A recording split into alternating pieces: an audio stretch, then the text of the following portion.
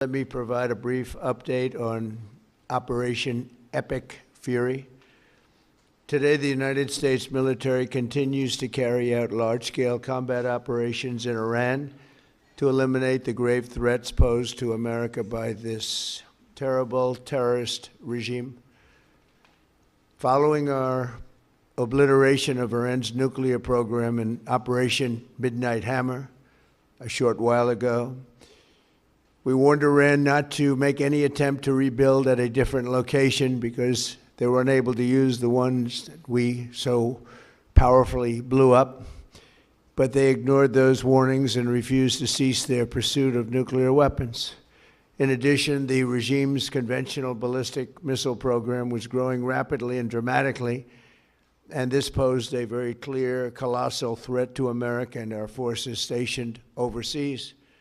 The regime already had missiles capable of hitting Europe and our bases, both local and overseas, and would soon have had missiles capable of reaching our beautiful America.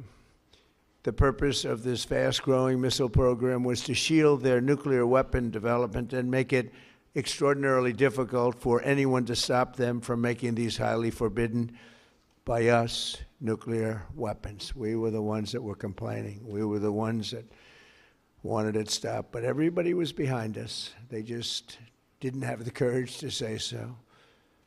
An Iranian regime armed with long-range missiles and nuclear weapons would be an intolerable threat to the Middle East, but also to the American people. Our country itself would be under threat, and it was very nearly under threat. I was very proud to have knocked out the Iran nuclear deal by President Barack Hussein Obama. That was a horrible, horrible, dangerous document. They would have had nuclear weapons 3 years ago, and they would have used them. But I'll not let that happen. For almost 47 years, this regime has been attacking the United States and killing Americans. Every time you see someone with missing arms and legs or a face that's been absolutely shattered violently, it was almost certainly caused by an Iran roadside bomb.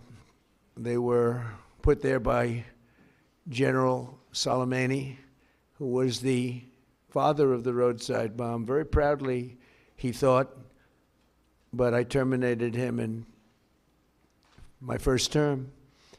This was our last best chance to strike what we're doing right now and eliminate the intolerable threats posed by this sick and sinister regime, and they are indeed sick and sinister. Our objectives are clear. First, we're destroying Iran's missile capabilities, and you see that happening on an hourly basis, and their capacity to produce brand new ones, and pretty good ones they make. Second, we're annihilating their Navy. We've knocked out already 10 ships.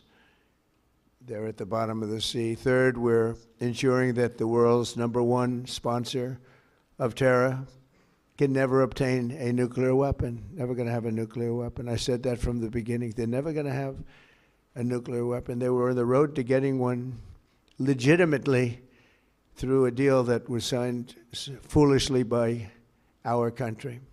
And finally, we're ensuring that the Iranian regime cannot continue to arm, fund, and direct terrorist armies outside of their borders. And we thought we had a deal, but then they backed out. And they came back, and we thought we had a deal, and they backed out. I said, you can't deal with these people. You got to do it the right way.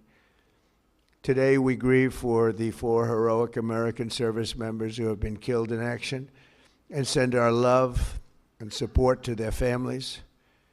In their memory, we continue this mission with ferocious, unyielding resolve to crush the threat this terrorist regime poses to the American people, and a threat indeed it is. We have the strongest and most powerful, by far, military in the world, and we will easily prevail. We're already substantially ahead of our time projections, but whatever the time is, it's okay. Whatever it takes, we will always. And we have, right from the beginning, we projected 4 to 5 weeks.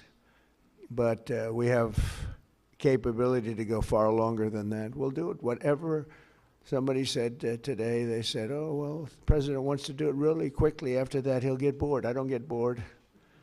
There's nothing boring about this. Do you agree with that, Pete? I don't think there's anything, Mr. General. I think there's nothing boring about it. Somebody actually said from the media, I think he'll get bored after about a week or two. No, we don't get bored. I never get bored. If I got bored, I wouldn't be standing here right now, I guarantee you that, to go through what I had to go through. We also projected 4 weeks to terminate the military leadership, and as you know, that was done in about an hour, so we're ahead of schedule there by a lot. But please join me in thanking every American service member who bravely is standing in harm's way. They really are incredible, and I just want to thank you. We have a lot of them right here. Thank you very much. Thank you.